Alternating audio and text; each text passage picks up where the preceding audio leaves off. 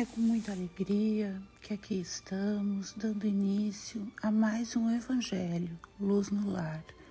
Esse momento de luz, de paz e de refazimento que encontramos quando, através do estudo e da reflexão do Evangelho de Jesus em nossas casas, nos aproximamos ainda mais do Mestre Jesus, esse Mestre amado, que sempre está à nossa espera, com seu coração aberto, esperando que nos conectemos ao mais alto através da prece, dos bons pensamentos e, claro, através da prática do Evangelho no lar, que é uma prática bendita que faz com que o nosso lar receba a espiritualidade superior,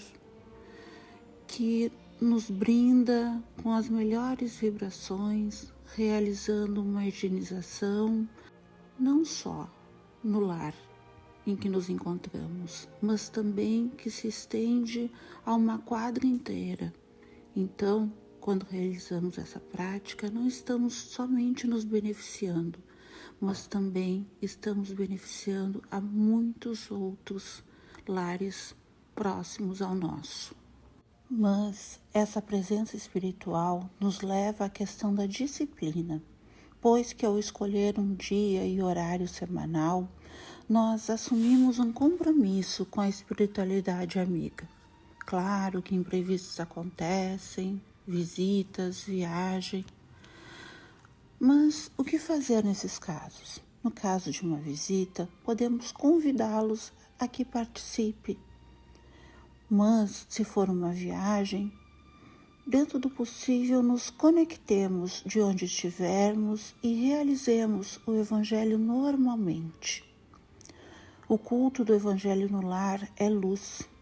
É luz que dissipa as sombras, é abrir as portas do nosso lar ao Divino Mestre, é trazer paz, esperança e harmonia para o templo familiar.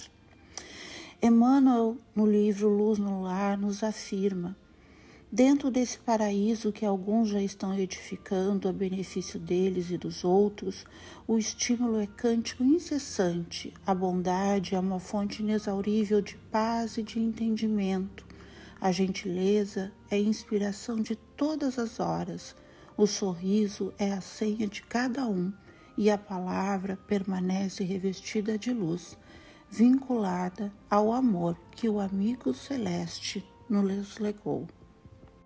E na tarde de hoje, somos convidados a refletir sobre o capítulo 18 do Evangelho segundo o Espiritismo, muitos chamados e poucos escolhidos. Item 16. Pelas suas obras é que se reconhece o cristão. E nos diz: nem todos os que me dizem Senhor, Senhor entrarão no reino dos céus, mas somente aqueles que fazem a vontade de meu Pai que estás nos céus. Escutai essa palavra do Mestre, todos vós que repelis a doutrina espírita como obra do demônio. Abri os ouvidos, que é chegado o momento de ouvir. Segue. Bastará dizer sou cristão para que alguém seja um seguidor do Cristo? Procurai os verdadeiros cristãos e os reconhecereis pelas suas obras. Uma árvore boa não pode dar maus frutos, nem uma árvore má pode dar frutos bons. Toda árvore que não dá bons frutos é cortada e lançada ao fogo. São do Mestre essas palavras.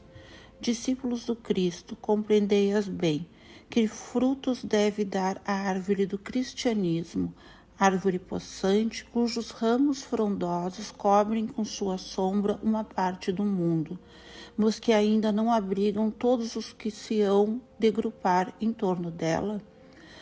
Os da árvore da vida são frutos de vida, esperança e fé.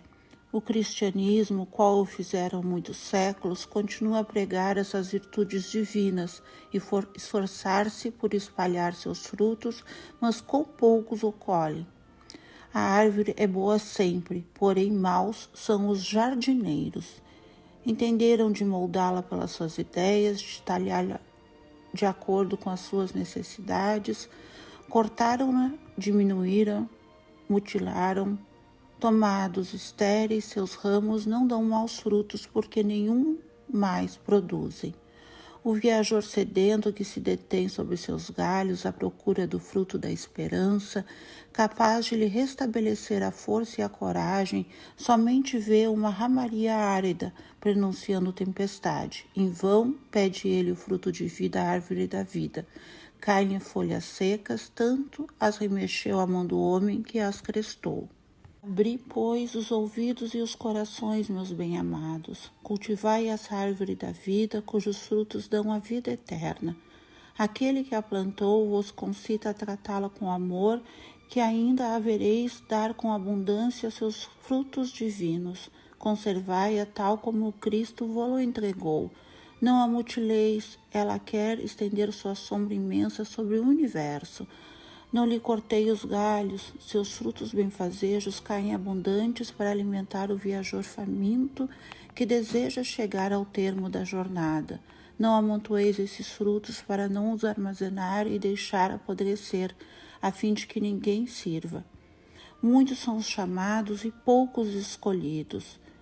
É que há assambarcadores do pão da vida, como há do pão material.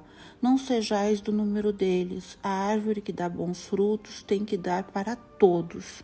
E depois procurar os que estão famintos, levai-los para baixo da fronde da árvore e partilhai com eles do abrigo que ela oferece. Não se colhem uvas nos espinheiros, meus irmãos. Afastai-vos dos que vos chamam para vos apresentar as sarças do caminho. Segui os que vos conduzem à sombra da árvore da vida. O divino Salvador, o justo por excelência, disse e suas palavras não passarão. Nem todos os que dizem Senhor, Senhor, entrarão no reino dos céus. Entrarão somente os que fazem a vontade do meu Pai que estás nos céus. Que o Senhor de bênçãos vos abençoe, que o Deus de luz vos ilumine, que a árvore da vida vos ofereça abundantemente seus frutos. Crede e orai. Simeão Bordeaux, 1863. Então, irmãos queridos, mais um belo trecho do Evangelho segundo o Espiritismo, nos esclarecendo que não é apenas através do exterior que seremos chamados filhos do Senhor ou entraremos no reino dos céus. Sabemos que o reino dos céus é uma construção interior no nosso coração. Então, não são os cultos exteriores, as palavras da boca para fora. O que nos aproxima de Deus, o que nos aproxima de Jesus é a nossa conduta. A conduta reta, com valores que se aproximem o máximo possível dos valores do Evangelho. O Evangelho de Jesus, que nada mais é a sua conduta, o seu exemplo para nós que o devemos seguir. Jesus é nosso modelo, é o nosso guia e somente a Ele devemos nos espelhar como aquele alvo a ser alcançado. E quando alcançamos essas luzes do Evangelho, alcançamos esses frutos de esperança, de paz, de fortaleza, é importante que não os guardemos só para nós, que espalhemos esses benditos frutos o tanto quanto for nos possível. E como é que o espalhamos? Mais uma vez através do nosso exemplo reto, correto, através da nossa melhoria da nossa reforma íntima, e assim estaremos espalhando os benditos frutos do Evangelho do Mestre. Então, irmãos, que a paz, a luz e o amor do Divino Mestre possa permanecer no coração de cada um de nós, hoje e sempre. Que assim seja.